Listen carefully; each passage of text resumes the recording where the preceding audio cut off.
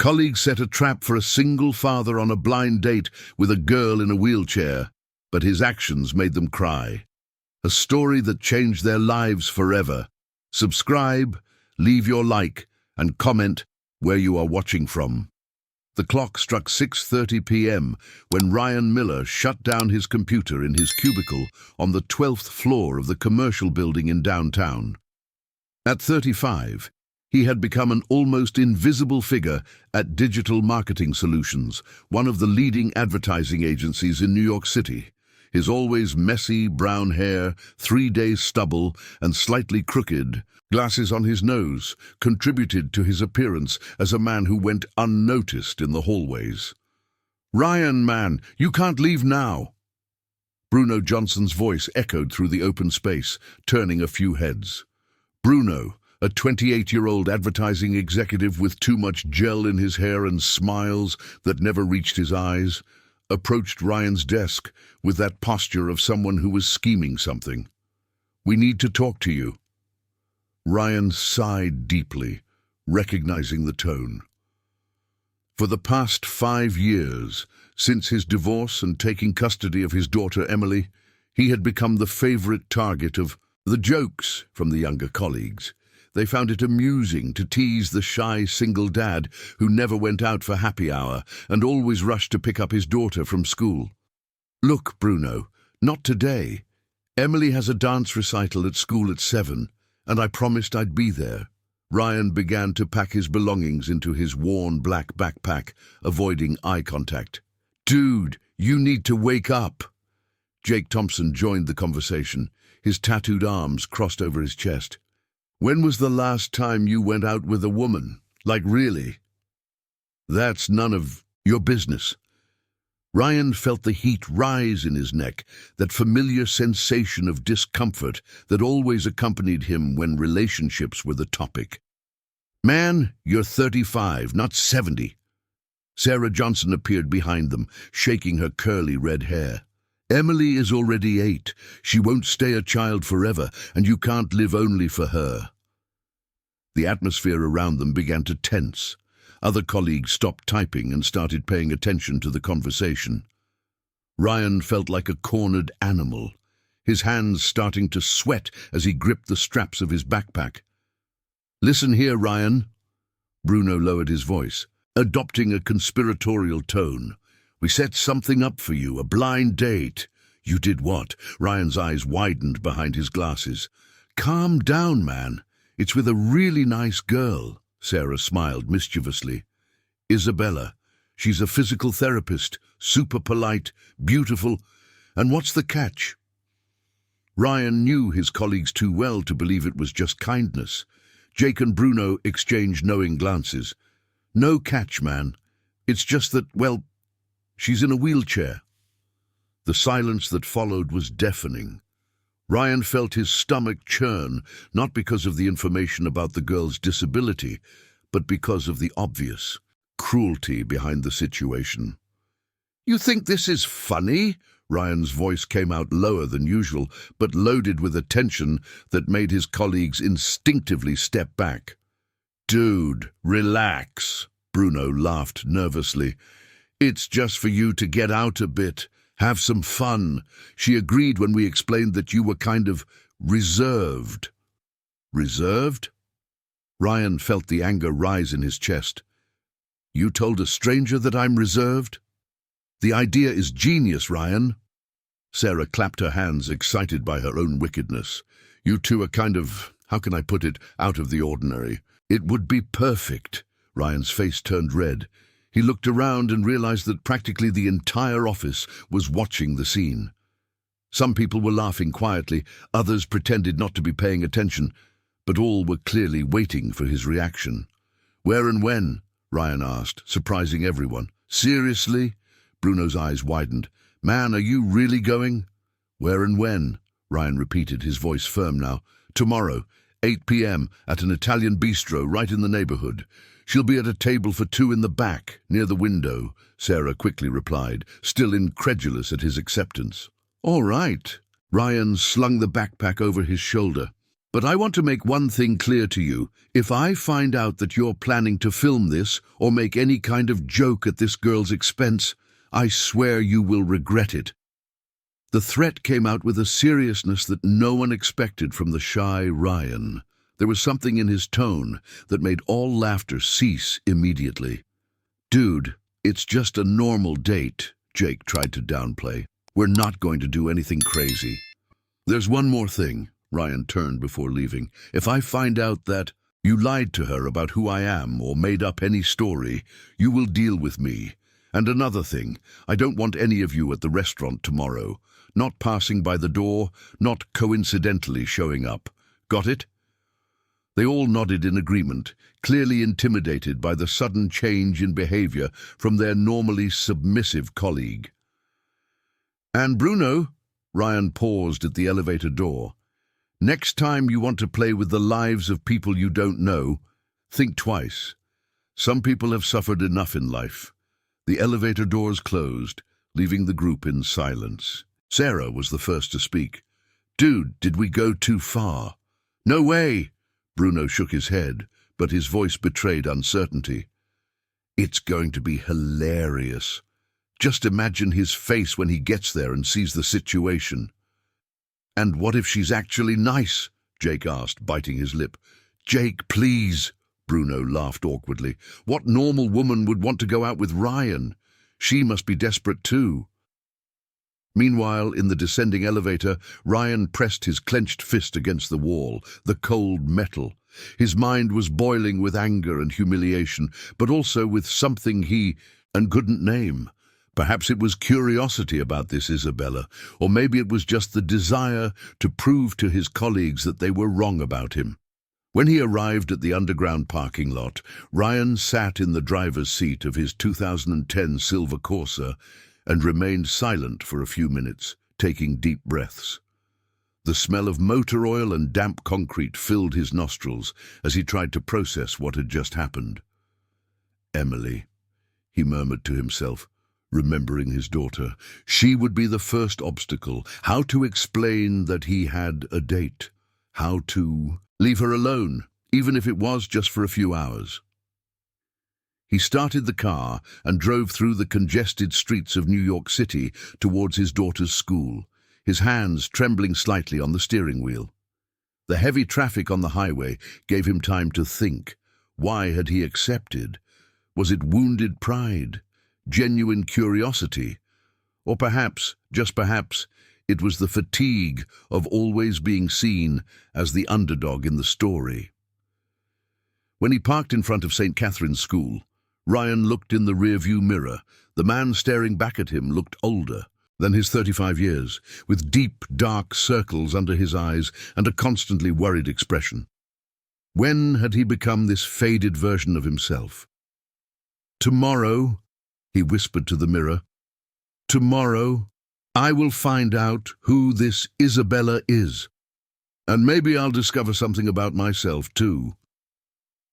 The Italian bistro was buzzing with activity on Friday night. The aroma of grilled meat mingled with the scents of nearby restaurants, creating an olfactory symphony that characterized the neighborhood. Red lanterns swayed gently in the night breeze, announcing the upcoming celebrations of the Lunar New Year. Ryan arrived 15 minutes late. After a tense negotiation with Mrs. Johnson, the 60-year-old neighbor who had agreed to watch Emily. "Dad, why do you smell like perfume?" Emily had asked, raising an eyebrow suspiciously. "And why did you comb your hair back? You look like a movie villain." "It's just a work commitment, Princess," Ryan lied, nervously adjusting the light blue dress shirt he had hastily bought at the mall during lunch. Now, standing at the entrance of the bistro, Ryan felt his stomach twist. The maître, a tall man with a graying mustache, approached him with professionalism. "Good evening, sir. Table for how many?" "I'm looking for a lady, Isabella. She should be at a table for two near the back window." Ryan wiped his sweaty palms on his pants. "Ah, yes. She arrived about 20 minutes ago. Please follow me." As they walked through the crowded tables, Ryan tried to spot his victim. Couples were animatedly conversing, families were celebrating, the typical weekend buzz of New York City. Then he saw her. Isabella was sitting with her back to him, her dark brown hair falling in soft waves over her shoulders.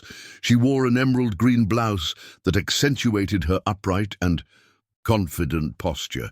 Even from behind, there was something about her presence that radiated natural elegance. Her wheelchair, a sleek black sports model with purple accents, was discreetly positioned next to the table. "Miss Isabella," the maitre announced, "Mr. Ryan has arrived." She turned, and Ryan felt the air escape from his lungs. Isabella was genuinely beautiful, but not in the artificial way he had expected. Her brown eyes sparkled with intelligence, her tan skin had a natural golden hue, and when she smiled, she revealed slightly imperfect white teeth that somehow made her even more attractive. "Ryan." She extended her hand. "Nice to meet you. Your colleagues have spoken highly of you." I, Ryan stammered, frozen like a statue beside the table. It was then that something inexplicable happened. Without thinking, Ryan knelt down, resting one knee on the ground to be at her eye level. The movement was so natural that even he didn't understand where it came from. "Nice to meet you, Isabella," he said, gently taking her outstretched hand. "I hope you haven't waited long. The traffic was terrible coming from downtown."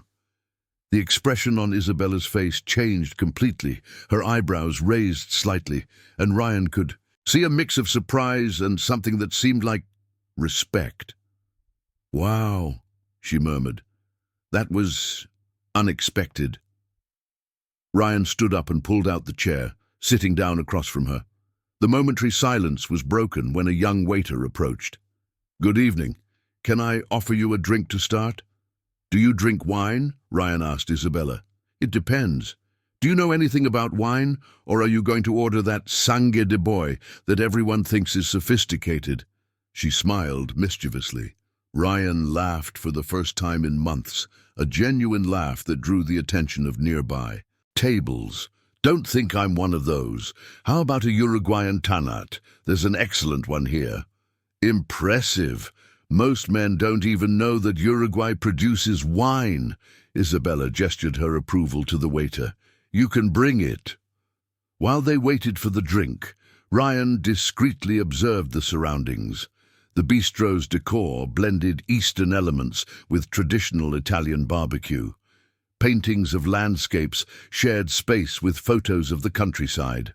It was eclectic, but it worked. "So," Isabella broke the silence, "your colleagues told me you've been working in digital marketing for many years." 10 years at the same company," Ryan confirmed. "And you? Was physical therapy always your first choice?" "Actually, no." Isabella swirled the wine glass that had just arrived. "I was a civil engineering student when my life took a different direction." Ryan noticed the hesitation in her voice and decided not to push the subject. Engineering to physical therapy is quite a change. Both deal with structures. Only one builds buildings and the other reconstructs people. She took a sip of wine. "And you? Did you always want to work in advertising?" "Honestly, I wanted to be a writer." Ryan felt surprisingly comfortable. "I used to write short stories, started a novel, but then real life knocked on the door." Life. Ryan really has a habit of doing that. Isabella tilted her head. "Do you still write?" "Only advertising campaign reports," Ryan chuckled bitterly. "It's not exactly literature, but it pays the bills." The waiter returned to take their orders. Isabella chose a salmon salad, while Ryan opted for a steak with onions. When they were alone again, she leaned slightly forward. "Can I ask you a personal question?" Ryan tensed. "Sure." "Why did you agree to this meeting?" The question caught him off guard. Ryan had rehearsed answers for questions about work, hobbies, family, but not for this brutal honesty. "Do you want the polite answer or the truth?" he asked after a few seconds. I always prefer the truth. Lies are boring. Ryan took a deep breath. My colleagues set this up thinking it would be funny. Too, as they put it, out of the ordinary people meeting. I agreed because I was tired of being treated like a pity case. Isabella fell silent for a long moment, spinning her glass between her fingers. Ryan felt his stomach drop, certain he had ruined everything with his brutal honesty. You know what's interesting, she finally said. They approached me saying they knew a guy kind of shy who needed to get out more. They didn't mention it was a cruel prank. Did you know? Ryan leaned forward. That it was a setup, I suspected. That they expected it to be awkward. Absolutely. Isabella smiled sadly. The difference is I agreed because, well, sometimes you need to prove to yourself that you can face anything. At that moment, a thunderclap made the entire Italian bistro shake. Within seconds, a torrential summer rain, typical of New York City, began to pound against the windows. Wow, Isabella looked outside. That came out of nowhere. Welcome to New York City in January, Ryan laughed. The weather here is more unpredictable than a teenager's relationship. The rain quickly intensified, turning the street into small rivers. Other patrons of the Italian bistro also watched the downpour outside with concern. How did you get here? Ryan asked. Uber? And you? My own car, but it's parked 3 blocks away. Ryan glanced at his watch. Looks like we're going to be stuck here for a while. Worst thing that could happen, Isabella said with irony, but her smile indicated she wasn't really bothered. Tell me about physical therapy, Ryan said, genuinely interested. What's it like working to rehabilitate people? It's transformative. Isabella chose her words carefully. You see people at the worst moments of their lives, and if you're lucky, you help them find a new and sometimes even better version of themselves. Sounds rewarding. It is. It's also frustrating, exhausting, and sometimes depressing. She paused. But when you see someone take their first step after months in a wheelchair or move their arm again after a stroke, it makes every tough minute worth it. Ryan observed the passion in her eyes as she spoke. There was a depth there that his colleagues clearly hadn't noticed when they orchestrated the prank. And you, she continued, what motivates you in digital marketing? Honestly, my daughter. Ryan hadn't planned to mention Emily so early, but the word came out naturally. She's 8, and I need to make sure she has everything she needs. Are you divorced? Separated for 5 years. Her mother, let's just say she wasn't ready for the responsibility of motherhood. Isabella nodded understandingly. It must be tough raising a child alone in New York City. It has its challenges, Ryan admitted, but Emily is amazing, smart, funny, as stubborn as a mule. Takes after her dad, I imagine, Isabella smiled. The conversation flowed naturally between them, punctuated by the sounds of rain outside and the chatter of other patrons. Ryan found himself relaxing for the first time in months, completely forgetting that this had started as a humiliation orchestrated by his colleagues. Can I tell you a secret? Isabella said when they finished eating. Sure. I did some research on you before coming. Ryan almost choked on his wine. Really? Your LinkedIn profile is impressive. Creative director for 3 years, responsible for campaigns I really admired. That Father's Day campaign from last year, about single dads, made me cry. Ryan felt his face heat up. You saw that? I did and shared it. It was one of the most sensitive campaigns about fatherhood I've ever seen. Isabella studied him carefully. Now I understand why your colleagues wanted to help. They have no idea who you really are, do they? Ryan fell silent, processing her words. Outside, the rain began to lessen, but inside the Italian bistro, something much more significant was happening. The rain had turned into a light drizzle, But Ryan and Isabella remained in the bistro, engrossed in a conversation neither wanted to interrupt. The restaurant had emptied considerably, leaving only a few couples and families lingering. The street's Chinese lanterns shone through the wet windows, creating golden reflections in the puddles. "You said you researched me," Ryan joked, spinning his nearly empty glass. "Does that mean I passed the first test?" "Let's say you drastically exceeded expectations," Isabella replied with a mischievous smile. "Your colleagues painted a picture of a guy who could barely form a complete sentence." "Well, to be fair, they weren't completely wrong," Ryan laughed, but there was a hint of sadness in his voice. "I'm really not that good at these social things." "Define these things." "Dating, flirting, meeting new people." Ryan paused. "Actually, anything that doesn't involve work or Emily." Isabella observed the man in front of her with growing attention. There was a vulnerability in Ryan that completely contrasted with the professional competence she had discovered in her research. "Can I ask you a nosy question?" she said. "After everything we've talked about, I think you have a free pass. When was the last time you went out with a woman, like really, not work dates or school meetings for Emily?" Ryan blushed slightly. "You want the answer? Exact or an estimate?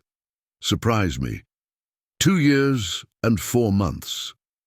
The answer came quickly, as if he had calculated it precisely. "It was a terrible date with a friend of my ex-sister-in-law. The woman spent the whole night talking about her cat and asking if I had plans to have more kids." Isabella let out a genuine laugh. "And do you? Plans to have more kids or a cat?" Ryan smiled. "Either one. Well, Emily is always asking for a little brother, but—" Ryan hesitated. "I don't know. I'd need to meet someone first, and that hasn't exactly been my specialty." The waiter approached discreetly. "Sorry to interrupt, but we'll be closing in 15 minutes. Ryan looked at the clock and was shocked to realize it was almost midnight. "Wow, I can't believe it's already this late. Mrs. Smith is going to kill me." "Mrs. Smith?" "My neighbor. She's the one taking care of Emily." Ryan signaled for the waiter to bring the check. "She's a sweetheart, but she has a strict bedtime at 10:30. "Let me split the bill," Isabella said, already reaching for her wallet. "No way," Ryan was firm. "I invited you. I pay." "But you didn't even want to come," she teased. "Now I'm really glad I did," Ryan replied, and the sincerity in his voice made Isabella stop protesting. When they left the Italian bistro, the drizzle had completely stopped. The streets of Brooklyn sparkled under the streetlights, and the air was fresh and clean, filled with the characteristic scent of summer rain in New York City. "Where did you park?" Isabella asked. "Over there on Maple Street. And you, are you going to call another Uber?" "Actually," Isabella hesitated, "could you give me a ride? I live in Brooklyn. It's not too far out of your way." Ryan felt a flutter in his stomach. He wasn't ready for the intimacy of having Isabella in his car, but he couldn't refuse. "Sure, no problem." As they walked through the wet streets towards the car, Ryan discreetly pushed Isabella's wheelchair, a gesture she had naturally allowed after a brief initial hesitation. "Can I ask you something?" Ryan said as they waited at the traffic light. "Always." "How did your friends react when you said you were going on a blind date?" Isabella laughed bitterly. "What friends? Most of the people I knew before the accident kind of disappeared." Before the accident? Ryan immediately realized he had touched on a delicate subject. Isabella was quiet for a few moments, and he almost apologized for asking when she began to speak. "It's been 8 years. I was coming back from college. It was my last year of civil engineering at the university. A drunk guy ran a red light on the highway and—" She made a vague gesture. "I woke up in the hospital 3 weeks later." "Isabella, I'm so sorry. The funny thing is, everyone always says that. she continued, her voice gaining strength. As if the wheelchair was the worst thing that happened to me. But it wasn't. Ryan looked at her, confused. The worst thing was finding out who really cared about me. My boyfriend of 2 years disappeared in the second month of the hospital. Friends stopped inviting me because it would be hard for me to keep up. Family started treating me like I was made of glass.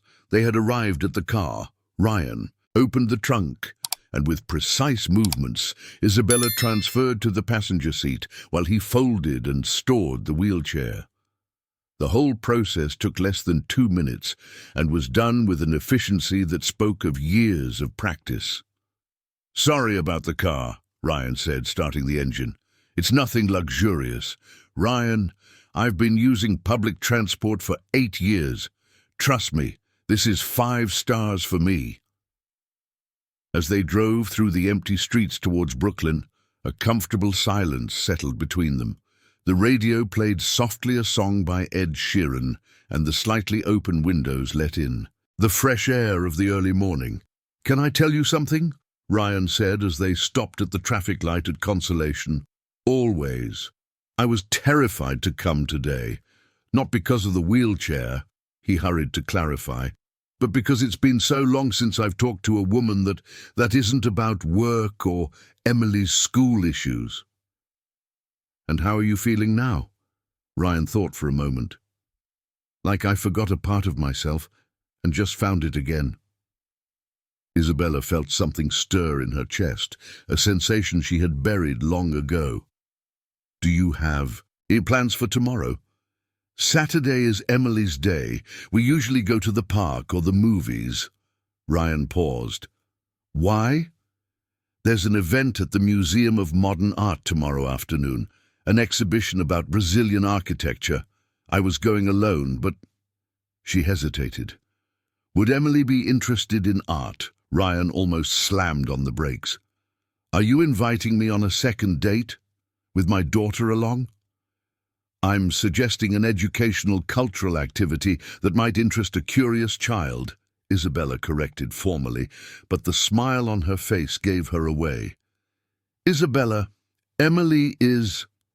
She's not easy with new people, especially women, because of her mother. Partially, but also because she's gotten used to just the two of us. She gets a bit territorial." "I understand." Isabella looked out the window. "Forget it then." No, Ryan hurried. "I didn't say no. I just want you to know what you're getting into.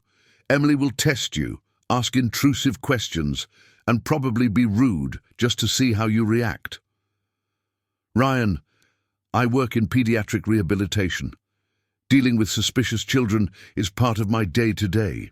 They had arrived at Isabella's building, a middle-class apartment on Harmony Street. Ryan parked and turned off the engine. "So tomorrow at 2 at the Museum of Modern Art?" he asked. "At 2 at the Museum of Modern Art," she confirmed. Ryan got out of the car to grab the wheelchair from the trunk. As he set it up, Isabella watched him closely. There was something in his hands. In the careful way he handled the chair, it spoke of a man used to taking care of fragile things. "Ryan?" "Yes?" "Thank you. For today, for treating me like a normal person." "Isabella, you are the most interesting person I've met in years. Normal is the last thing you are." She smiled, shifting to the chair. "See you tomorrow." "See you tomorrow." Ryan waited for her to enter the building before leaving. As he drove home, he couldn't stop smiling. For the first time in years, he had something to look forward to that didn't involve responsibilities or obligations. But in the back of his mind, a small voice whispered worries about how Emily would react.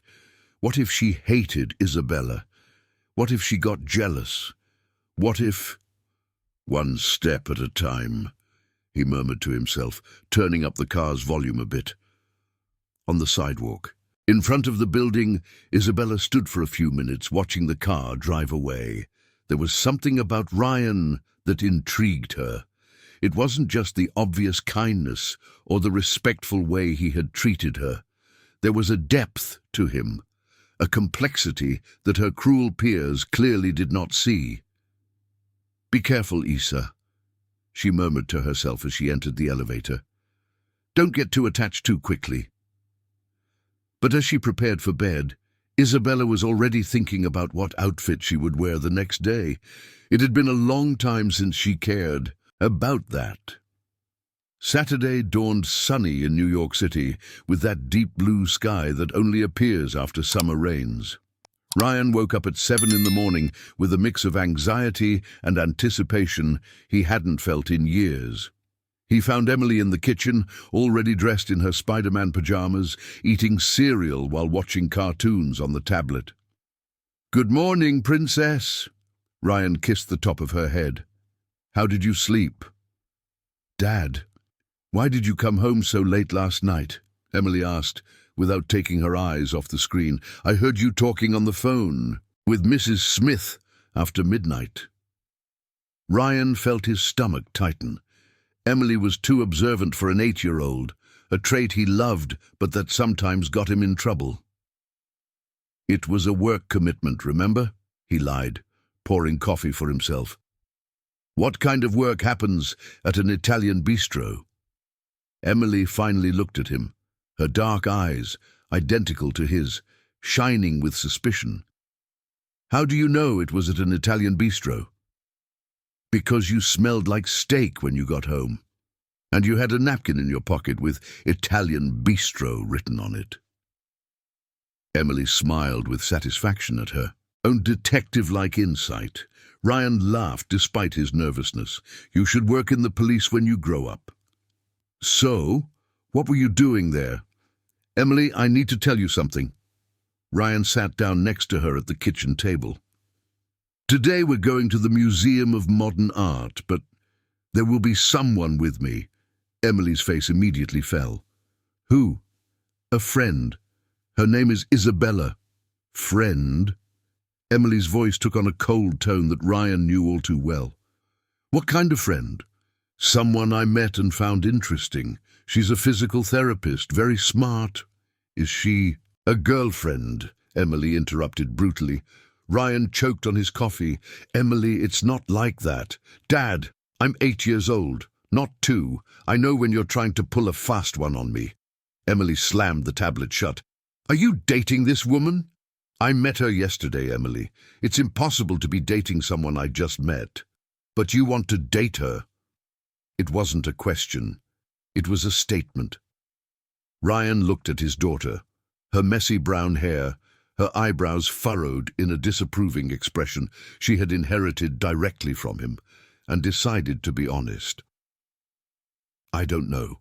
"Oh, Princess, she's a nice person, and it's been a long time since Daddy talked to someone who isn't about work or you." "I don't want to go," Emily declared, crossing her arms. "Emily, why can't you just be my dad? Why do you need a girlfriend?" The question hit Ryan like a punch to the stomach. He knelt beside his daughter's chair, trying to find the right words. "Sweetheart, I will always be your dad. That will never change. But sometimes adults need adult friends too." "You have work friends. That's different." "Why?" Ryan sighed. Because sometimes we feel lonely, Emily. And having someone to talk to about adult things is important." Emily studied him closely. "Is she pretty?" "Yes." "Prettier than Mommy?" That was an impossible question. Emily's mother, Carla, was objectively beautiful, but she had also been the person who hurt Ryan the most in his life. "They are pretty in different ways," he answered diplomatically. "Okay," Emily sighed dramatically. "But I'm going to ask her some questions." "What kind of questions?" "Important questions, to see if she's good enough." Ryan felt a chill. "Emily, you will be polite, right?" "I will be honest. That's different from being polite." At 2 in the afternoon, Ryan and Emily got out of the car on 5th Avenue. The Museum of Modern Art was bustling, with families enjoying the weekend. Emily wore a navy blue dress she had chosen herself, to make a good first impression, as she explained. Her hair was tied in a high ponytail, and she carried a small, pink crossbody bag. "There," Ryan pointed. Isabella was waiting for them at the museum entrance, wearing an olive-green midi-skirt and a white blouse. Her hair was down, and she smiled as she watched the activity. On the avenue, "She is really pretty," Emily murmured to her dad. "Remember what we talked about in the car?" "I remember. Be polite but honest." As they approached, Isabella saw them and waved. Ryan noticed how she observed Emily attentively, but without that expression of pity or excessive sympathy that many people adopted with children. "Hi, Ryan," Isabella smiled. "And you must, to be the famous Emily." Emily studied Isabella for a few seconds before responding. "Famous for what?" "Your dad talked a lot about you yesterday. He said you're very smart and love to ask questions." "That's true. Can I ask you some?" Ryan felt his blood run cold. "Emily." "It's okay," Isabella said calmly. "You can ask." "Why do you want to be friends with my dad?" "Because he's interesting. He knows about things I don't, and that makes me curious." "What kind of things?"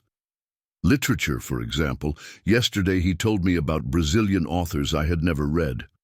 Emily nodded, approving the answer. "Do you have kids?" "I don't." "Why not?" "Emily," Ryan scolded, but Isabella gestured for him to let the girl continue. "I haven't found the right person to have kids with yet," Isabella replied honestly. "And now, have you found someone?" The question caught Isabella completely off guard. Ryan felt his face flush. "Emily, stop it." "It's okay," Isabella laughed. "It's a fair question." She turned to Emily. "I just met your dad. It's too early to know anything about having kids together. But do you like him?" "I enjoy talking to him. That's a good start." Emily considered the answer for a long moment. "Okay. Can we go into the museum now?" As they entered the Museum of Modern Art, Ryan leaned toward Isabella. "Sorry. She's a bit protective," Isabella completed. "It's normal. She just wants to make sure you're safe." "Safe?" "That you won't get hurt again." Ryan looked at her, surprised by her insight. "How do you know that?" "Professional experience. I work with single-parent families all the time. Kids always worry when their mom or dad starts dating someone new." They got their tickets and headed to the exhibition on Brazilian architecture. Emily walked between them, clearly still assessing the situation. "Isabella," Emily suddenly said, "why do you use a wheelchair?" "Emily!" Ryan was mortified. "It's okay." Isabella smiled at the girl. "I had a car accident a few years ago and can't move my legs anymore." "Does it hurt?" "Sometimes, but not as much as it did at first." "Were you driving?" "No, I was a passenger." Emily absorbed the information. "Were you mad at the person driving?" "For a long time, yes." "And now?" Isabella stopped the wheelchair and looked seriously at Emily. "Now I've learned that being angry doesn't change what happened. It just stops me from being happy today." Emily nodded solemnly, as if that were very profound wisdom. "My mom left when I was 3. I was mad at her." Ryan felt his heart stop. Emily never talked about her mom with strangers. "And now?" Isabella asked gently. "Now I know she left because she didn't know how to be a mom, not because I was a bad kid." Isabella looked at Ryan over Emily's head, and he saw a deep understanding in her eyes. "You're very wise for your 8 years," Isabella said to Emily. "My dad always says that." They continued through the exhibition, and Ryan watched in fascination as Isabella interacted with Emily. She didn't try to win the girl over with exaggerations or gifts, but treated her like a small person with valid opinions. "Look at this project." Isabella pointed to a model by Oscar Niemeyer. "What do you think?" Emily studied the structure. "It's pretty, But it looks like it will fall. Why? Because it's all in the air without columns underneath. Good observation. But see these structures here? Isabella patiently explained how the weight was distributed. The engineer calculated everything so it won't fall. Do you understand construction? A little. I studied that before the accident. Why did you stop? Because I found out I liked fixing people more than building buildings. Emily nodded, satisfied with the explanation. As they walked through the exhibition, Ryan noticed that his daughter was gradually warming up to Isabella. The questions became less interrogative and more curious. "Can I touch your wheelchair?" Emily asked suddenly. "Emily!" Ryan rushed to intervene, but Isabella laughed. "Sure. Want to see how it works?" The next 15 minutes were spent with Isabella explaining the mechanisms of the wheelchair to Emily, who was genuinely fascinated by the engineering involved. "It's like a car, but powered by arms," Emily concluded. "Exactly. My arms got a lot stronger after the accident." "Can you walk a little?" "No, my spinal cord was damaged. It's like the wires connecting my brain to my legs were cut." Emily processed the information seriously. "Is that forever?" "Yes, but you don't seem sad." "Because I'm not. At first it was very sad, but then I learned to do new things, like play the piano." "You play piano?" Emily perked up. "I've always wanted to learn." "Really?" Isabella looked at Ryan. "Why don't you learn?" "Because it's expensive," Emily replied pragmatically, "and we also don't have space for a piano." "Well, I have a digital piano in my apartment. If your parents let you can come learn some basics." Emily looked at her dad with hopeful eyes. "Dad, can I?" Ryan found himself in an impossible situation. How could he say no to those hopeful eyes? But how could he say yes without compromising a relationship that was only 2 days old? "We can talk about it," he said diplomatically. When they left the museum, the afternoon sun painted the Avenue of the Americas in gold. Emily walked a few steps ahead, clearly pleased with the afternoon. "She approved of you," Ryan said quietly to Isabella. "How do you know?" "Because she didn't. Has to leave even once. That's practically a miracle." Isabella smiled. "She's an amazing kid, Ryan. You should be proud." "I am. Every day." "Dad," Emily turned. "Can Isabella have dinner with us tonight?" Ryan looked at Isabella, who smiled shyly. "If she wants to and doesn't have other plans." "I would love to," Isabella replied. "But only if it's something simple. I don't want to be a bother." "Pizza!" Emily exclaimed. "We can order pizza and watch a movie." And so, without much planning, Ryan found himself taking Isabella home for the first time, with Emily chattering excitedly in the back seat about all the things she wanted to show to her dad's new friend. Ryan's apartment in Upper West Side was exactly what Isabella expected: obsessively organized, functional, and clearly designed for 2 people. The living room had a worn brown leather sofa, a bookshelf filled with books and DVDs, and a modest-sized television. The walls were mainly decorated with drawings and school projects from Emily, carefully framed as if they were works of art. "Sorry about the mess," Ryan said nervously, pushing some toys into a basket. "What mess?" Isabella looked around. "This place is more organized than most doctors' offices I know." Emily dashed to her room and returned with a stack of notebooks. "Isabella, do you want to see my drawings?" "Emily, let Isabella get settled first," Ryan gently reprimanded.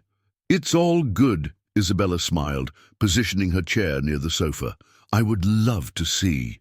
Ryan watched as his daughter showed drawing after drawing to Isabella, explaining each detail with the seriousness of an art critic. There was something surreal about seeing the 2 most important people in his life interacting so naturally. "This one is me, Dad, and Grandma at the farm," Emily explained, pointing to a stick figure with long hair. "Grandma lives in New Jersey and has chickens." "How lovely." Do you visit her often? During the holidays. She makes the best cheese bread in the whole world, Emily declared with absolute conviction. Better than the bakery? Isabella asked seriously. Much better. The bakery's bread tastes like rubber compared to Grandma's. Ryan laughed as he set out the plates for the pizza. Emily doesn't exaggerate at all. Dad, tell Isabella about when Grandma fought with the neighbor over the chickens. Emily, Isabella doesn't want to hear those boring stories. I do, Isabella protested. Tell me about the chickens. Ryan sat on the sofa, visibly more relaxed. Well, my grandma has this neighbor, Mrs. Johnson, who always complains that Grandma's chickens make too much noise in the morning. As Ryan told the story, dramatically mimicking the voices of the two elderly women arguing over two roosters that woke up the neighborhood at 5 in the morning, Isabella found herself not only listening to what he said, but also how he said it. There was a naturalness in Ryan that she hadn't seen the night before. At home with Emily, he was a more relaxed version of himself. And then Grandma said, Johnson, the chickens were here before you moved in. Emily completed the story, perfectly imitating her great-grandmother's country accent. Emily loves to imitate Grandma, Ryan explained. She has a knack for voices. It's true, Emily chimed in. Do you want to hear my impression of the teacher? Before Ryan could protest, Emily struck a rigid pose and began speaking in a nasally voice. Kids, pay attention. Math is very important. Anyone who doesn't know their multiplication tables will be in trouble. Isabella laughed so hard she almost fell off her chair. Wow, that was perfect. Emily is always doing this. Ryan shook his head, but he was clearly proud. Last week she imitated the principal at the parent-teacher meeting. It was embarrassing. The doorbell rang, announcing the arrival of the pizza. Emily insisted on helping to serve, distributing napkins and cups of soda with the seriousness of an experienced hostess.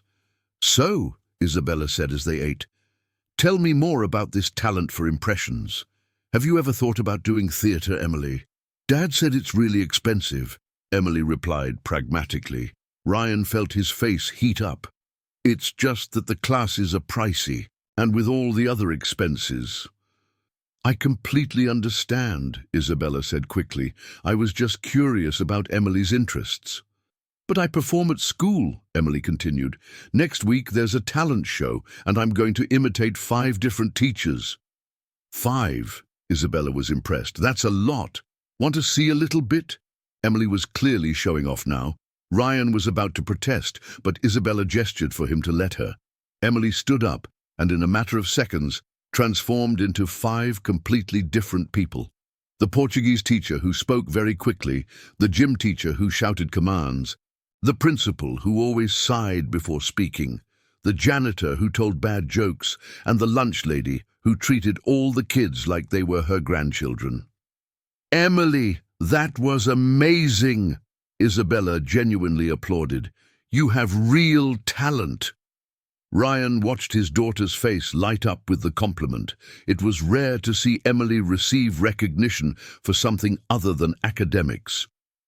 The school doesn't have a theatre program, Ryan explained, so she practices on her own. But there are other options, Isabella said thoughtfully. Cultural centres, non-profits, places that offer free or very low-cost classes. Really? Ryan became immediately interested. Of course. I can look up some options if you want.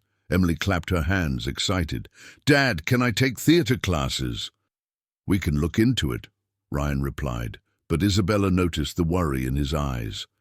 After dinner, Emily insisted on showing her room to Isabella. It was a small but cozy space, with a twin bed covered in a purple comforter, a shelf filled with children's books, and a small desk where she did her homework. This is where I study, Emily explained, and over there is my doll collection.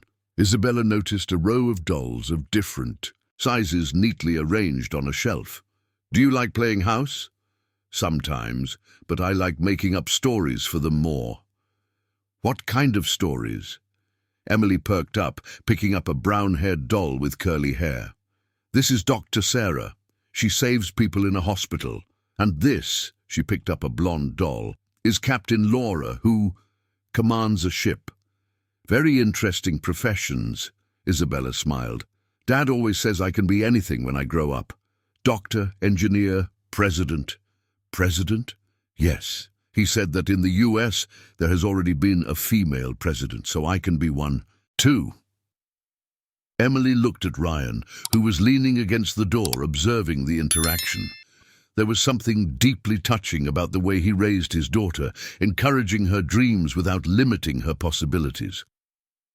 "Emily," Ryan said gently, "it's getting late. How about you brush your teeth and get ready for bed?" "But Dad—" "No buts. Tomorrow is Sunday. You can play more." Emily sighed dramatically but obeyed. As she prepared for bed, Ryan and Isabella returned to the living room. "She's amazing," Isabella said as soon as they were alone. "Smart, funny, creative. Sometimes I worry I'm not giving her enough," Ryan confessed, sitting down on the sofa. "Theatre, music, travel, other things that could enrich her life." "Ryan, look around." Isabella gestured to the drawings on the wall, the books on the shelf, the loving organization of the apartment. "You're giving her the most important thing, unconditional love and stability. But what if that's not enough? Why do you think it wouldn't be?" Ryan was quiet for a moment, fiddling with his fingers. "Her mother, Lisa, she always said I was limited, that Emily deserved more than a dad who worked too much and earned too little." "Did Lisa leave because of that?" "Lisa left because she found out that being a mum wasn't as glamorous as she imagined." The bitterness in Ryan's voice was evident.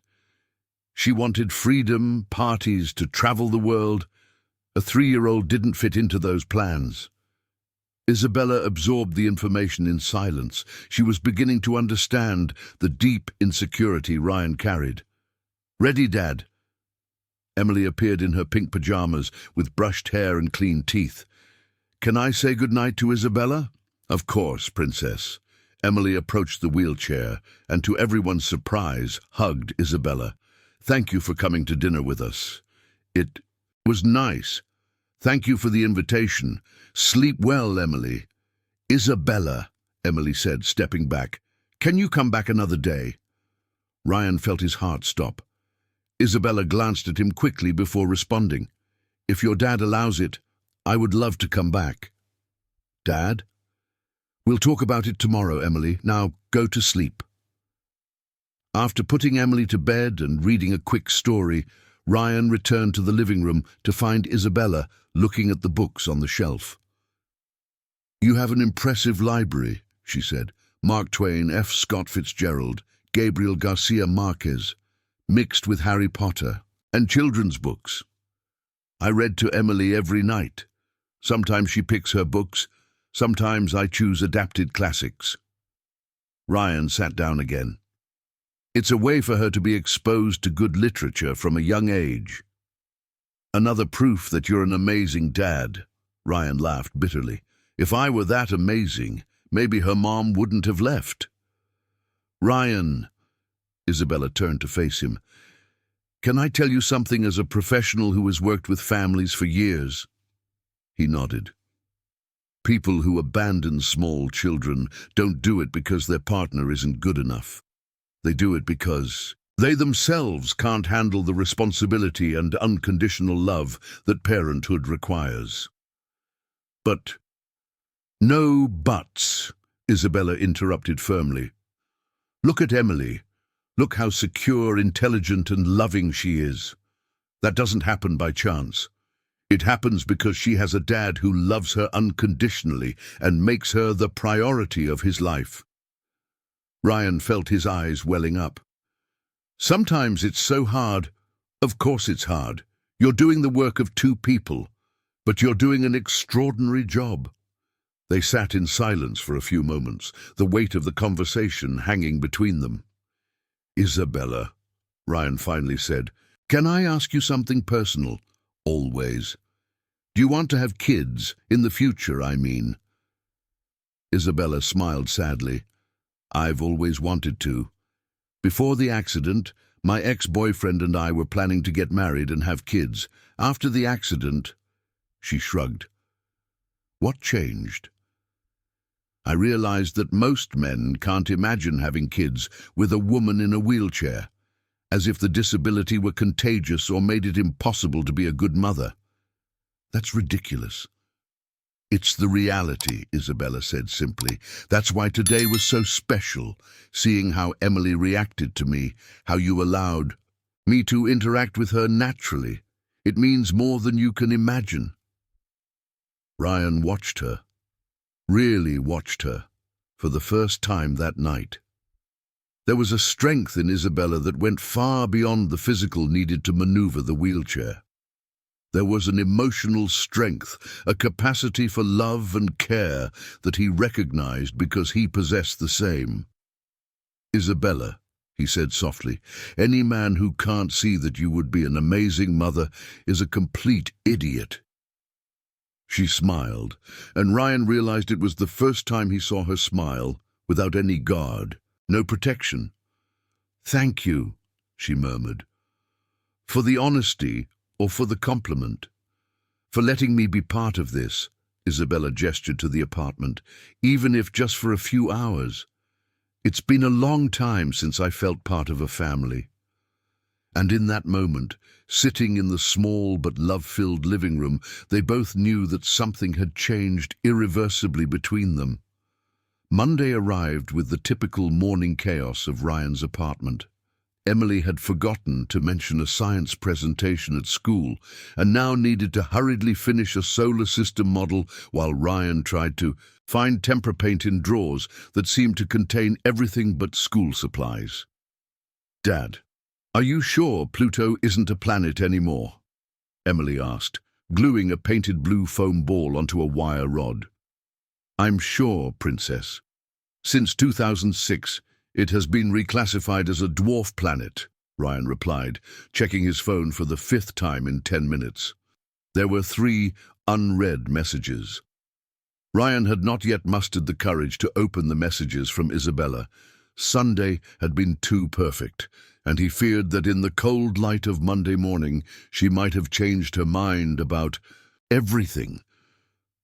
Why are you checking your phone all the time? Emily asked, demonstrating her astonishingly keen observational skills. I'm checking the time. We don't want to be late. Liar. You're waiting for a message from Isabella. Ryan almost dropped the pot of yellow paint. How did you... Dad, you made the same face yesterday when she left, and you were staring at your phone. It's the face of someone who likes someone. Emily, you're 8 years old. You shouldn't know about these things. I watch soap operas with Mrs. Smith, Emily said pragmatically, continuing to paint Mars. And besides, I like Isabella. Like? Ryan stopped what he was doing. She's nice. She didn't talk to me like a little kid. She didn't try to give me a gift to make me like her. And she explained things properly when I asked about the wheelchair. Ryan sat down at the kitchen table next to his daughter, impressed by her maturity. And more importantly, Emily continued, you smiled more yesterday than in the last 6 months. Emily, Dad, I'm not dumb. I know you get sad sometimes, especially when you think I'm not watching. Ryan's heart tightened. Princess, You don't need to explain, Emily said, focusing on painting Jupiter. I just want you to be happy, and Isabella makes you happy. Ryan picked up his phone with trembling hands and opened Isabella's messages. Good morning. Thank you for the wonderful night yesterday. Emily is really special. I found some options for free theatre classes for kids. Can I send you the links? Hope you have a good Monday. Ryan smiled, feeling a lightness in his chest that he hadn't experienced in years. Is it from her? Emily asked, noticing the change in her father's expression. Yes. Reply. What do I say? Emily rolled her eyes with the typical drama of pre-teens. Dad, you work in marketing. Don't you know how to write a message? At Movie Marketing Digital, Ryan arrived 15 minutes earlier than usual, with an energy that did not go unnoticed by his colleagues. Jake Thompson was the first to notice. "Dude, what's with that face?" Jake approached Ryan's desk. "You look different." "Good morning to you too, Jake," Ryan replied, powering on his computer with more energy than usual. "No, seriously, you look—" Jake studied his colleague. "Did you cut your hair, change your beard?" "I didn't change anything." Sarah Johnson joined the conversation, bringing her morning coffee. "Wow, Ryan, you look great. What happened?" Ryan felt his face flush. "Nothing happened. I just slept well." "It was the date." Julio appeared behind them. "How was it on Friday?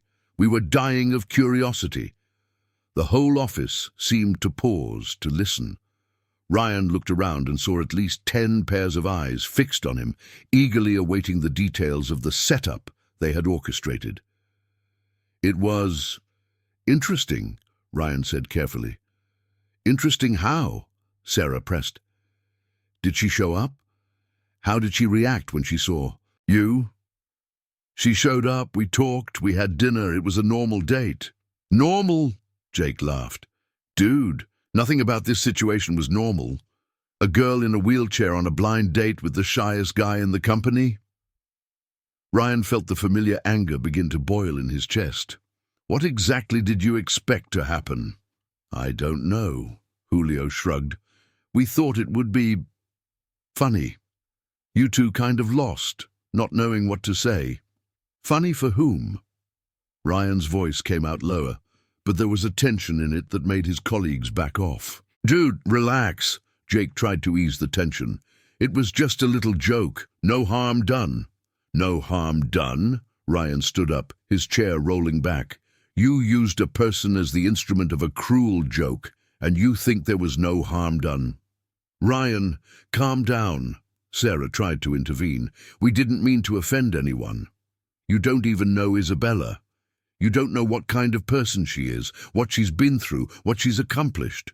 To you, she was just the girl in the wheelchair, who it would be funny to see me embarrassed." The silence in the office was total now.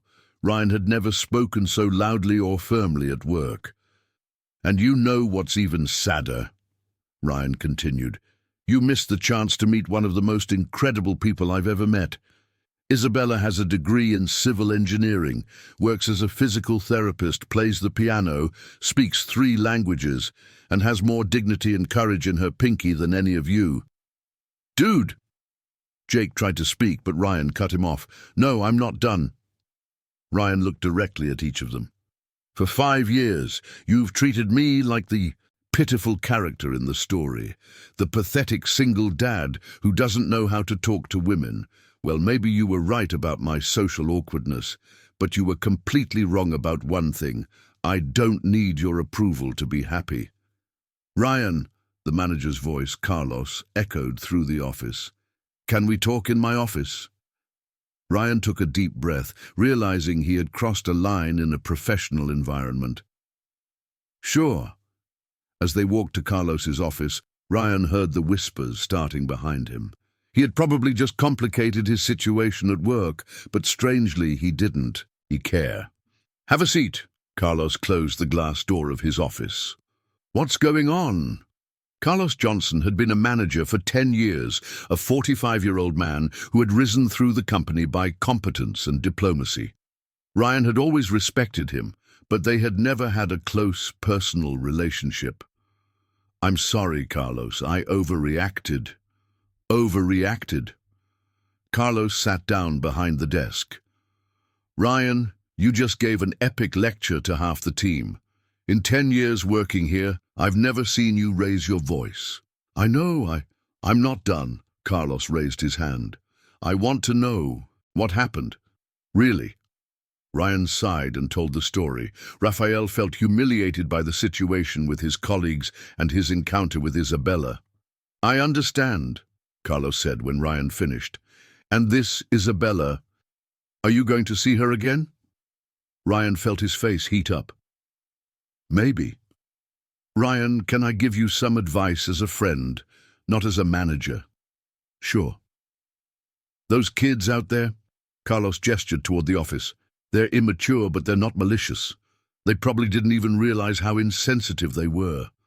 That doesn't justify it. I agree, but blowing up at them won't solve anything. It could complicate your work environment. Ryan nodded, knowing Carlos was right. Now, about this girl. Carlos leaned forward. If she's as special as you hinted, don't let your wounded pride get in the way of something that could be good. What do you mean? Ryan, you've worked with me for 10 years. I know you're competent, intelligent, and an exceptional dad. But I also know you've completely shut down after the divorce. If someone has managed to break through that shell, it might be worth investing in. Ryan looked out the window of the office, watching the hustle and bustle of downtown below. What if it goes wrong? What if I'm not good enough for her?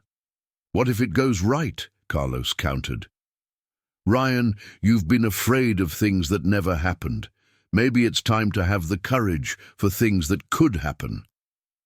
When Ryan returned to his desk, the atmosphere in the office was visibly tense. His colleagues pretended to be working, but he felt the furtive glances and heard the muffled whispers. He decided to ignore it all and focus on his work. He had a campaign to finalize, and for the first time in months, he felt creative and motivated. Around 11 in the morning, his phone rang. It was an unknown number. Hello? Ryan? This is Isabella. I hope it's not a bad time to call. Ryan's heart raced immediately. No, of course not. How did you get my work number? I called the main office and asked them to transfer me. Sorry to bother you, but I wanted to share something interesting. Go ahead. Remember you mentioned that Sophia sometimes struggles with math? Yes. Why? Well, yesterday I noticed a few things about how she processes information. I'm not an expert, but I work in child development, and I think it might be worth having her evaluated by a neuropsychologist. Ryan felt his stomach tighten. Do you think there's something wrong with her? It's not a problem, Ryan. It might just be a different way of learning. Some exceptionally bright children have specific difficulties with numbers or reading. With the right support, they not only overcome these challenges, but excel. Do you really think so? I can give you the contact of an excellent colleague. She does free evaluations through Medicaid, but there's a waiting list. Isabella, Ryan felt his eyes welling up. Thank you for caring. Of course I care. You two are... She paused. You're important to me. After hanging up, Ryan stared at the phone for several minutes. For the first time in 5 years, he felt he wasn't navigating fatherhood alone. And for the first time in his adult life, he began to believe that maybe he deserved to be happy. 2 weeks later, Ryan found himself in the waiting room of the neuropsychology clinic, watching Sophia draw quietly as they awaited the evaluation results.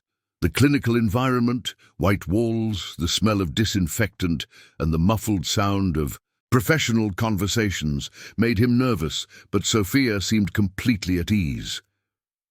Dad, stop shaking your leg, Sophia said without looking up from her paper. You're making the bench vibrate. Sorry, Princess. Ryan forced himself to stay still, but his hands continued to drum on his knee. Nothing's going to go wrong with me, Sophia continued, meticulously coloring a picture of a family. Dr. Anna is nice. She let me do some really hard puzzles. I know, sweetie. I'm just anxious about the results. Mr. Ryan Miller?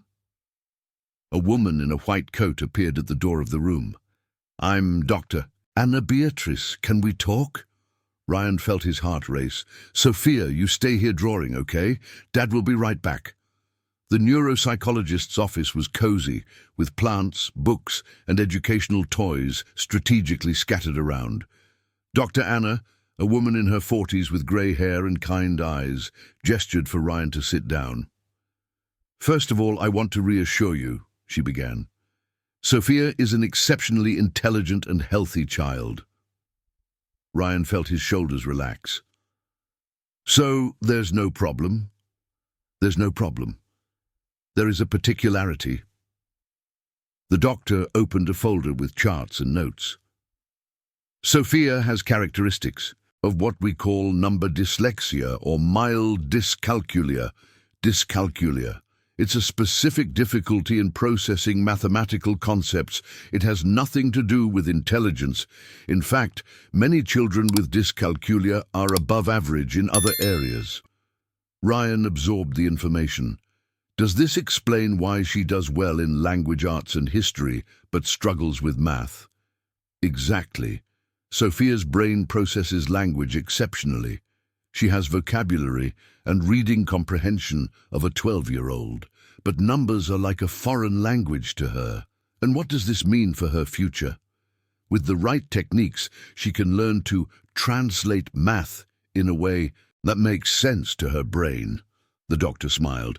Some of the most creative and successful people in the world have dyscalculia. It's a matter of finding the right teaching method. And how can I help? We have a few options. There's a pilot program here at the clinic, completely free, where we work with children with learning difficulties. Sophia would be a perfect candidate. Ryan felt an immense relief. When could we start? Actually, the doctor hesitated. There's something else I need to discuss with you. Ryan's stomach tightened again. What is it? The physical therapist who referred Sophia mentioned some concerns about her school environment. She said you were worried about bullying. Ryan frowned. Isabella said that. She calls here regularly to follow up on cases she refers. She's very dedicated. The doctor observed Ryan's reaction. She cares a lot about both of you. There's not exactly bullying, Ryan explained, but Emily sometimes feels different because she doesn't have a mom, because we have less money than other families. I understand. Well, besides the dyscalculia program, we have support groups for children in unconventional family situations. Emily could benefit from meeting other kids who also have only one parent. Would she like that? Why don't we ask her? When they returned to the waiting room, Emily immediately noticed the change in her dad's mood. Did everything go well? She asked. Yes, Princess. Actually, we found out why math is harder for you. Emily listened attentively as the doctor explained dyscalculia in simple terms, using analogies a child could understand. So I'm not dumb at math? Emily asked at the end. You're not dumb at anything, the doctor said firmly. Your brain just works differently, and we will teach you tricks to make math easier. Cool, Emily got excited. When can I start? That night, Ryan called Isabella to share the results. She answered on the second ring as if she had been waiting for the call. How did it go? She asked immediately. You were right. Mild dyscalculia. Ryan flopped onto the couch after putting Emily to bed. How did you know? Professional experience. I work with many children, and Emily showed some typical patterns. The way she memorized math facts without really understanding the concepts, how she could do complex calculations mentally but got stuck on simple problems. Isabella, I don't know how to thank you. You don't need to thank me. I'm just glad you have answers now. Ryan was silent for a moment. The doctor said you call there regularly to follow up on cases you refer. It's part of my job to keep in touch with the multidisciplinary team, Isabella replied, but there was a defensive tone in her voice. What? Ryan smiled. It was the first time he called her by the nickname, and it came naturally. You care about us. Of course I care. You guys are...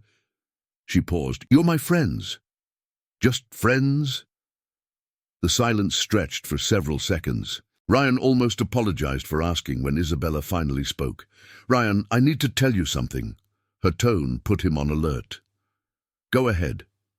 It's about the accident that left me in a wheelchair. You don't have to talk about it if you don't want to.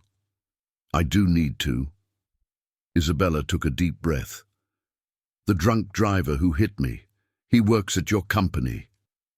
Ryan felt as if the world had stopped spinning. What? David Smith. He was a digital media analyst at Tech Solutions when the accident happened 8 years ago. Ryan's blood ran cold. He knew David. An older guy who drank too much at the company's after-work gatherings and always made inappropriate jokes. David had been promoted to coordinator in recent years. Isabella, I didn't know. I know you didn't.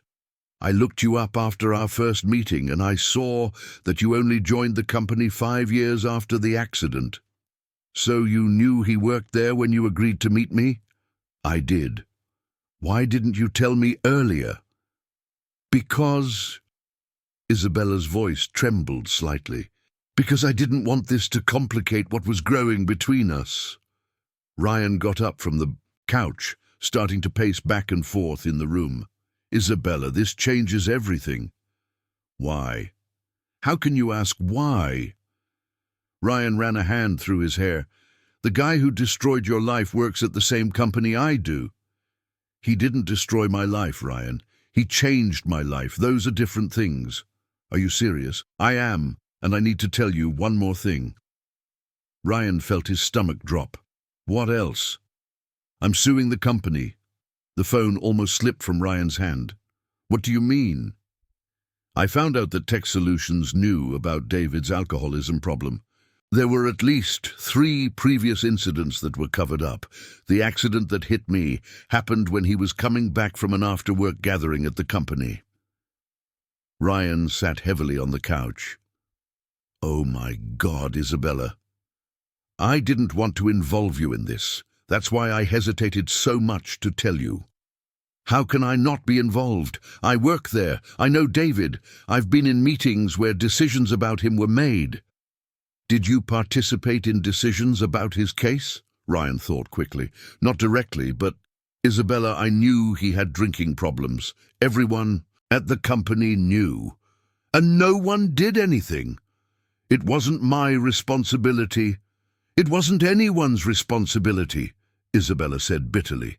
That's exactly what my lawyer will argue in the lawsuit. Ryan fell silent, processing the implications.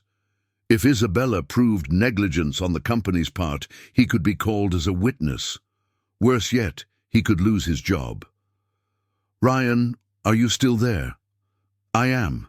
I just need some time to process all of this. I understand. Isabella's voice became small. Are you mad at me? I'm not mad. I'm confused, scared. Scared of what? Of losing my job. Of not being able to support Emily. Of... He hesitated. Of what? Of finding out that maybe I'm part of the problem that destroyed your life. Ryan, no. Isabella, I need to think. Can I call you tomorrow? Sure, she said, but Ryan could hear the sadness in her voice. After hanging up, Ryan sat in the dark room for over an hour. For the first time in weeks, the happiness he had discovered seemed to be disintegrating in his hands. In the next room, Emily slept peacefully, unaware of the storm that was approaching. Ryan looked at the slightly open door of his daughter's room and felt the weight of responsibility pressing on his shoulders. How could he choose between the woman he was learning to love and his daughter's financial security?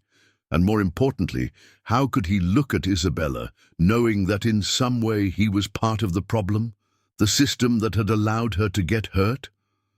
The Tech Solutions office on Tuesday morning felt charged with a tension that Ryan couldn't determine if it was real or a product of his paranoia.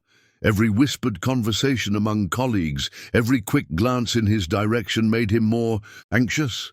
He had only slept 3 hours, tossing and turning in bed while trying to process Isabella's revelation. David Smith was at his desk as always, sipping coffee and browsing sports news websites. At 42, David was an average-height man with a protruding belly and thinning hair that he tried to disguise with gel.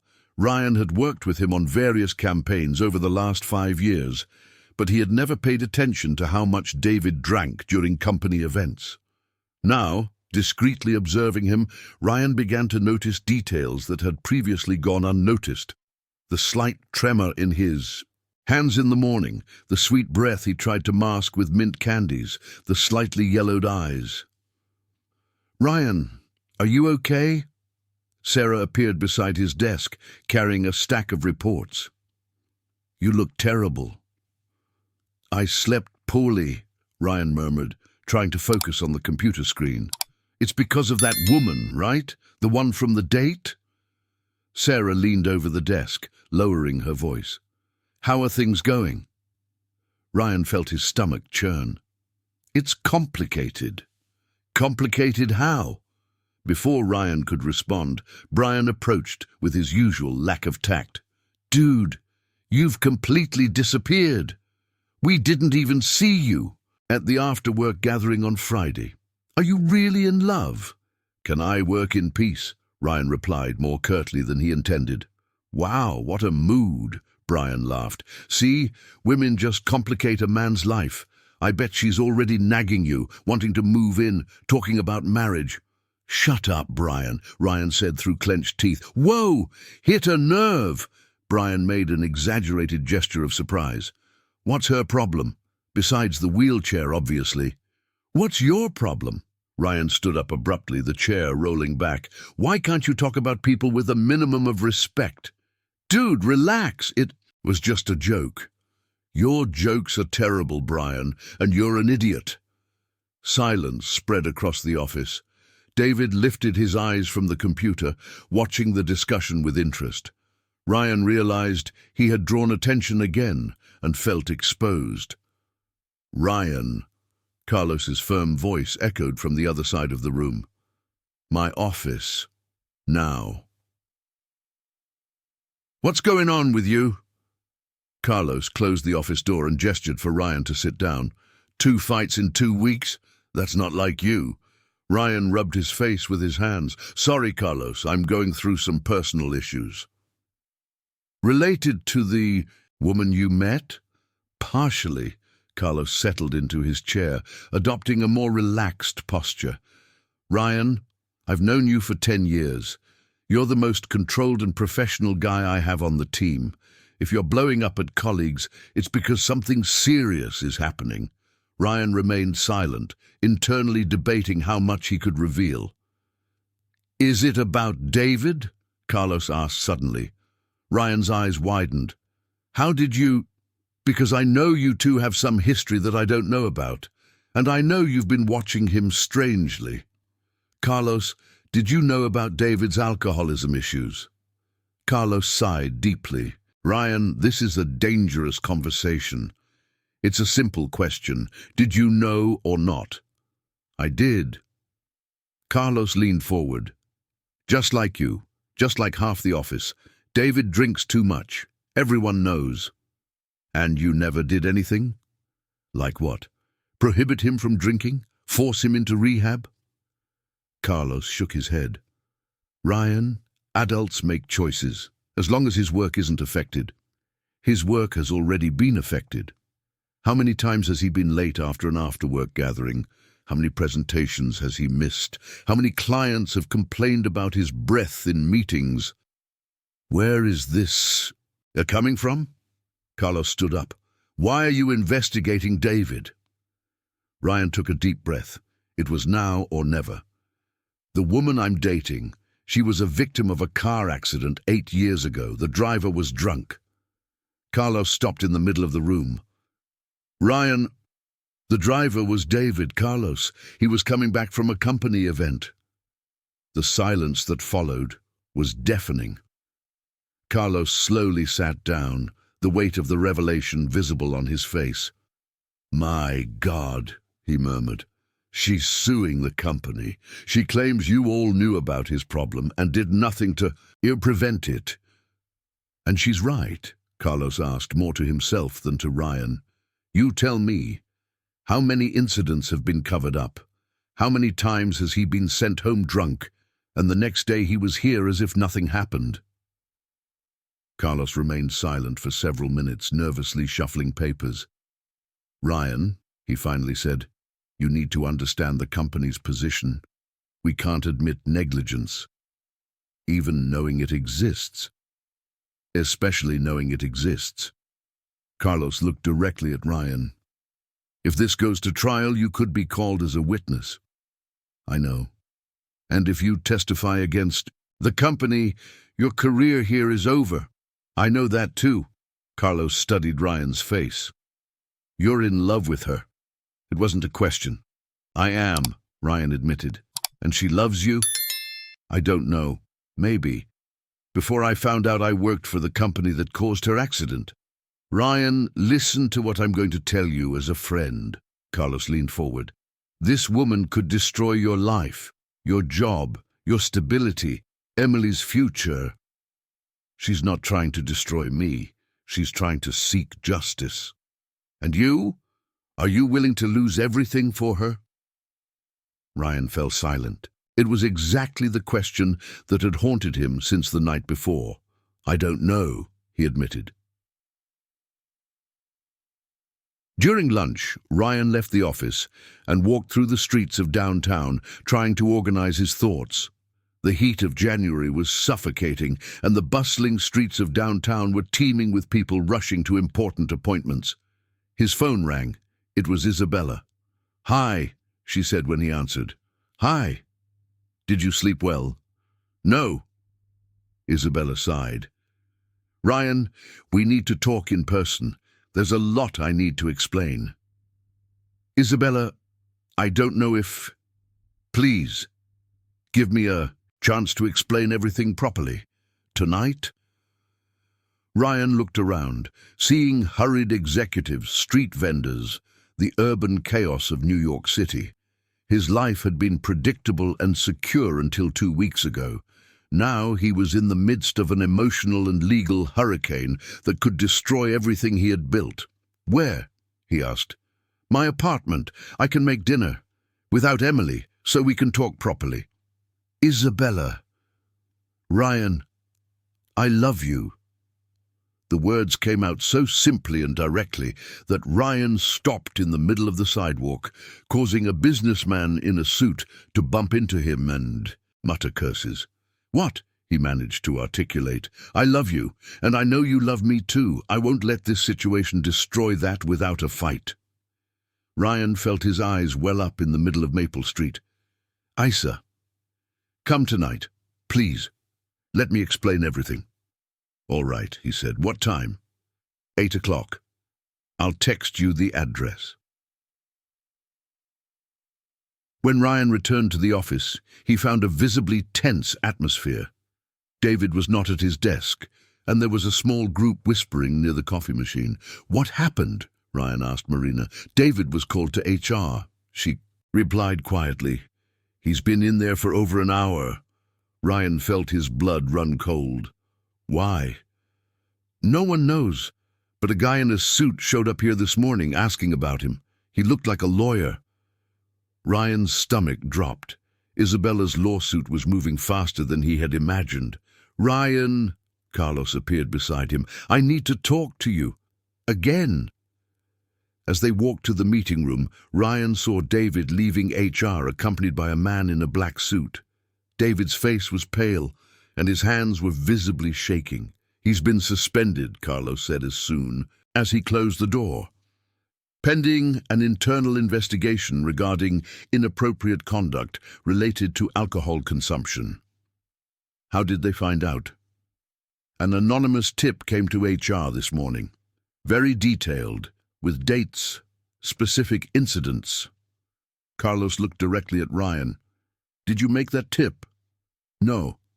"Your girlfriend?" Ryan hesitated. "Ex-girlfriend. And I don't know." "Ryan, things are escalating very quickly. The management is in a panic. If this leaks to the press..." "Carlos, I didn't ask to be in the middle of this. But you are, and now you need to decide which side you're on." Ryan looked out the meeting room window, seeing the city's movement below. Somewhere in that urban chaos, Isabella was preparing for a conversation that could change both their lives forever. "Can I leave early today?" he asked. Carlos nodded. "Ryan, whatever your decision, think carefully. Some things can't be undone." As he left the office, Ryan passed David's empty desk. There was a family photo on the desk, a wife and 2 teenage kids smiling at the camera on some beach. For the first time, Ryan wondered how many lives would be destroyed before it all ended. And if it was worth it. Isabella's apartment in Brooklyn was exactly as Ryan had imagined. Cozy, well-organized, and adapted with the precision of someone who had turned limitations into elegant functionality. The kitchen counters were lower, the cabinets had special handles, and there was a black digital piano strategically positioned in the living room, surrounded by plants that brought life to the space. "Thank you for coming," Isabella said, opening the door. She wore a navy blue blouse and jeans, her hair pulled back in a low bun. There was a seriousness in her face that Ryan hadn't seen before. "Your apartment is beautiful," Ryan commented, trying to break the tension as he observed the shelves filled with books and framed graduation photos. "Thank you. Would you like something to drink? I made lasagna. I hope you like it." "Lasagna sounds great." Ryan sat on the sofa, feeling out of place. The natural ease that once existed between them had been replaced by an uncomfortable formality. Isabella served dinner in silence, and they ate, discussing trivial matters, traffic, the heat, anything but the elephant in the room. It was only when they finished and she served coffee that Isabella finally confronted the issue. "David was suspended today," she said bluntly. "How do you know?" "My lawyer informed me. The company is trying to protect itself by distancing from him before the lawsuit goes to trial." Ryan placed his coffee cup on the table. "Isabella, I need to understand something. Did you come to me because of the lawsuit?" "What?" She seemed genuinely surprised. "No. Ryan, how can you think that?" "Because you knew from day one that I worked at the company. You knew about David. You knew I could be a useful witness." Isabella was silent for a long moment, stirring her cup with a small spoon. "You have a right to be suspicious," she finally said. "If I were in your position, I would be suspicious too." "Then explain it to me." "When your colleagues approached me for the blind date, I really researched you. I found out you worked at Tech Solutions, and yes, my heart raced when I saw the company name." Ryan felt his stomach tighten. "Continue." "My first impulse was to decline the date, but then I saw your campaigns, read about your work, saw photos of you with Emily." Isabella looked directly at him. "And I became curious about what kind of man you were." "Curious how?" "Curious if you were like the other employees of the company I met during the initial investigation. Arrogant, defensive, treating the accident as an unfortunate incident that wasn't their responsibility." Ryan absorbed her words. "And what did you discover?" "I discovered that you are completely different, that you weren't even working there when the accident happened, that you are a dedicated father, a professional, integrity, a decent man." Isabella paused. "And I discovered that I was falling in love with you, even knowing that it would complicate everything, especially because of that." Isabella smiled sadly. "Ryan, I spent 8 years avoiding relationships because I thought no man could truly love me. When I met you, for the first time in years, I felt normal, desired, loved." Ryan felt the anger he had carried all day begin to fade. "But you didn't tell me the truth, because I was afraid you would reject me, that you would choose your professional security over me. And now I'm telling you everything, even knowing that I might lose you." Isabella stood up from the table and went to a drawer, pulling out a thick folder. "Do you want to see the complete process? Do you want to understand exactly what I'm fighting for?" Ryan hesitated, but took the folder. The documents were meticulously organized: medical reports, testimonies, an investigation into David's history at the company, internal emails from Tech Solutions that had somehow been obtained. "Jesus Christ," Ryan murmured, reading an email from 2015 where Carlos mentioned giving David a hard time for showing up drunk at meetings. "There's more," Isabella said quietly. "3 other employees with similar issues over the years, all protected by the company. One of them caused another accident, less severe, 2 years after mine." Ryan kept reading, feeling increasingly nauseous. There was a clear pattern of corporate negligence, a culture of protecting problematic employees instead of addressing the issues. "Isa," he finally said, "why are you showing me this?" "Because I want you to understand that I'm not suing the company to make money. I'm suing so this doesn't happen again." "But you will make money, a lot of money." "Yes. And do you know what I'm going to do with it?" Isabella leaned forward. "I'm going to open a free rehabilitation center for people who can't afford private physical therapy." Ryan looked at her, seeing the passion in her eyes. "You've thought of everything." "I've been thinking about this for 8 years, Ryan. 8 years planning how to turn the worst thing that ever happened to me into something that can help others. And me? Where do I fit into all of this?" Isabella reached across the table, touching his hand. "Wherever you want to be, if you want to stay. Isa, if I testify in your favor, I'll lose my job. I might never work in marketing in New York City again." "I know." "Sophia, depends on me. I can't risk our livelihood." "I completely understand."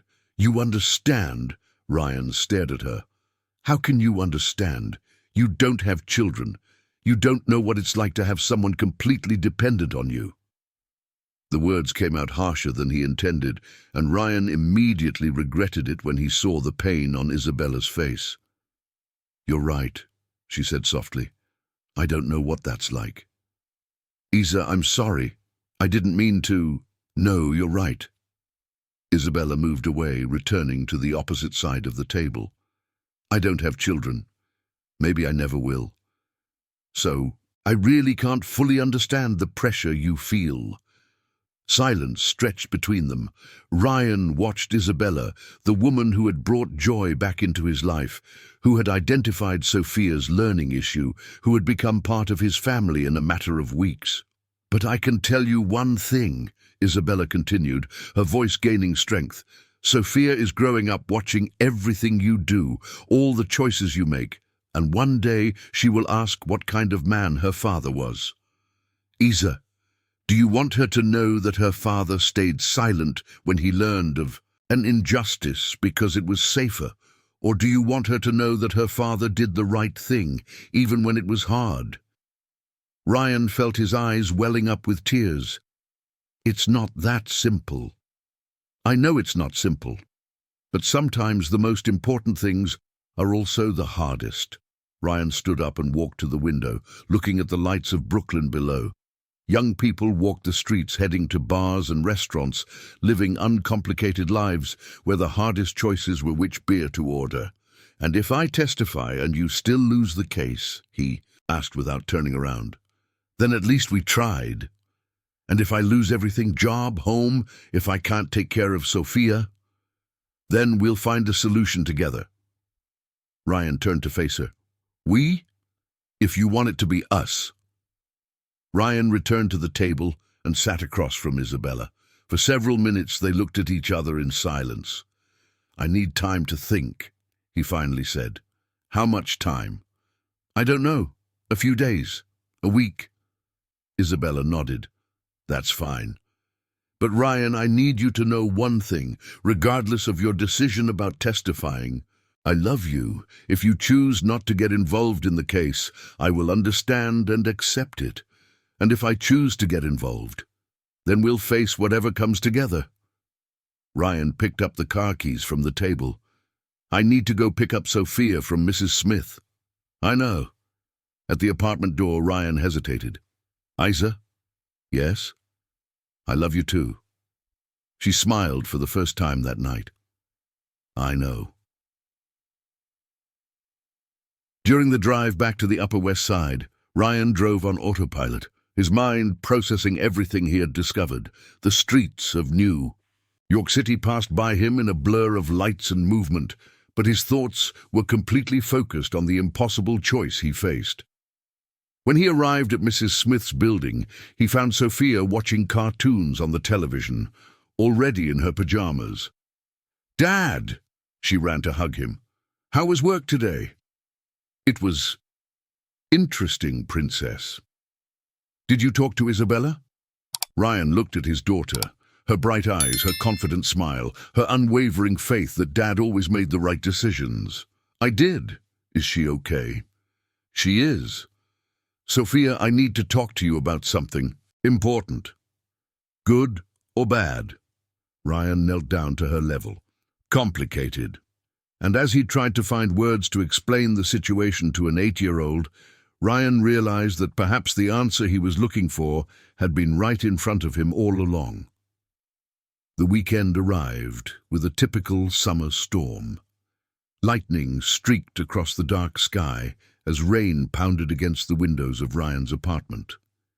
Emily was sitting at the kitchen table, working on a 1,000-piece puzzle they had started together on Saturday morning, while Ryan prepared pancakes, a tradition for rainy weekends. "Dad," Emily said without looking up from the pieces, "you seemed sad after you talked to me about Isabella on Friday." Ryan stopped stirring the batter. For the past 2 days, he had been trying to explain to Emily, in terms a child could understand, the complicated situation they were in. He spoke about people who do wrong things, about the importance of telling the truth even when it's hard, about how sometimes doing the right thing can come at a high cost. "I'm not sad, Princess. I'm just thinking a lot. About whether you're going to help Isabella or not." The simplicity with which Emily reduced his existential angst to a straightforward question surprised him. "Yeah, more or less." Emily fit a puzzle piece together with satisfaction. "Can I tell you something I learned at school?" "Sure." "The teacher said that when we're unsure about what to do, we should think, what kind of person do I want to be? And then the answer becomes easier." Ryan turned to look at his daughter. "And what kind of person do you want to be?" "A brave person, someone who helps those in need, just like you." "Emily." "Dad, I know you're afraid of losing your job, but do you know what my biggest fear is?" Ryan sat down at the table beside her. "What?" "That you stop being the hero I think you are." Emily's words hit Ryan like a lightning bolt. He looked at his daughter's serious face, her dark eyes shining with a wisdom that seemed impossible for her 8 years. "What if we get it wrong? What if we can't pay the bills? Then we'll move in with Grandma in New Jersey and I'll have to take the bus to school, but at least I'll know my dad did the right thing." Ryan felt his eyes welling up with tears. "How did you get so wise?" "I learned from you," Emily smiled, "and also from Isabella. She taught me that being brave doesn't mean not being afraid. It means doing what's right even when you're scared." Ryan's phone rang, interrupting the moment. It was Carlos. "Ryan, sorry to call on a Sunday, but you need to know something urgent." "What happened?" "David tried to commit suicide last night." Ryan felt his blood run cold. "What do you mean?" "Overdose on pills. His wife found him in the bathroom. He's in Mount Sinai, stable, but the situation is really bad." "Oh my God." "Ryan, this changes everything. The company is in total panic. The lawyers are talking about an immediate out-of-court settlement with his girlfriend to hush up this scandal." "Ex-girlfriend," Ryan corrected automatically. "Whatever. The point is, they're going to offer her an absurd amount to drop the case, and they'll probably offer you something too, to ensure your silence." Ryan looked at Emily, who had stopped working on the puzzle and was watching him with concern. "Carlos, can I call you back?" "Ryan, think carefully about any decision you make. Things are spiraling out of control." After hanging up, Ryan sat in silence for several minutes. Did someone get hurt? Emily asked gently. The man who hurt Isabella. He got very sad and tried to hurt himself. Emily processed the information seriously, because of what he did a long time ago. Also, but mainly because now everyone will know about the mistake he made. Dad, Emily moved closer to him, if we don't tell when someone does something wrong, that person never learns to do it right. It's more complicated than that, sweetheart. But deep down, that's it, right? Ryan looked at his daughter and realized that maybe it wasn't complicated. Maybe it was exactly that, simple and difficult at the same time. Emily, what if Dad loses his job for doing the right thing? Then you'll find another job. And what if I can't? Dad, you're the smartest man I know. Of course, you'll manage. Emily's unwavering faith in his abilities both moved and scared him. It was a huge responsibility to be someone's hero. Princess, Dad needs to step out for a bit. Can you stay with Mrs. Smith for a few hours? Are you going to talk to Isabella? I am. Emily smiled and returned to the puzzle. Tell her I miss her. Mount Sinai Hospital was in chaos when Ryan arrived. He found Isabella in the waiting room on the 7th floor, quietly talking to a man in a suit whom he presumed was her lawyer. Ryan! She seemed genuinely surprised to see him. How did you know I was here? Carlos called me about David. I figured you would come. Dr. Michael. Isabella turned to the lawyer. This is Ryan, the one I mentioned. The man extended his hand. Dr. Michael Johnson. I've heard a lot about you. How is he? Ryan asked. Stable. He'll survive, but... Isabella shook her head sadly. The family is devastated. The company is offering a settlement, Dr. Michael said bluntly. A very generous amount. Enough to resolve everything without a trial. Ryan looked at Isabella. And you, are you going to accept? I haven't decided yet. Part of me wants to accept to just get it over with. Another part thinks that if I accept, it will seem like everything that happened today is my fault. It's not your fault, Ryan said firmly. I know, but I can't stop thinking. If I hadn't filed the lawsuit, if I had just left everything as it was. Isabella, you didn't. It is responsible for David's choices, just as he is not responsible for his choices. Dr. Michael observed them with interest. Ryan, may I ask what your position is regarding the process?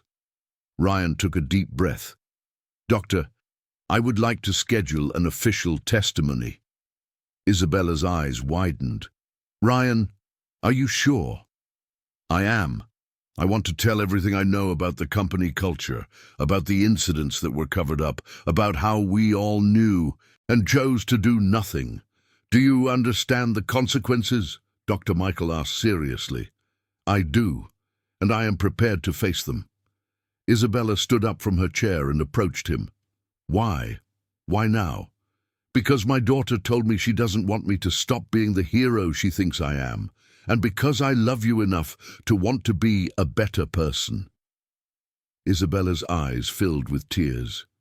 Ryan, and because, he continued, I want Emily to grow up knowing that when something is wrong, we have the courage to do what is right, even when it's hard. Dr. Michael stood up. Well, this significantly changes our position. With internal testimony from the company, we can reject the settlement and go to trial with much more strength. Dr. Michael, Isabella said softly, can we have a few minutes? When they were alone, Isabella took Ryan's hands. Are you absolutely sure? Because once we do this, there's no turning back. Isa, 5 years ago, I promised myself that I would do everything to protect Emily. I thought protecting her meant maintaining stability at any cost, but I realized that protecting her also means teaching her to be an upright person. And what if we lose? What if all this sacrifice is in vain? Then at least we tried, and Emily will grow up knowing that her dad had courage. Isabella smiled through her tears. Do you know what's going to happen now? What? I will have to introduce you to my family, and they are quite picky about boyfriends.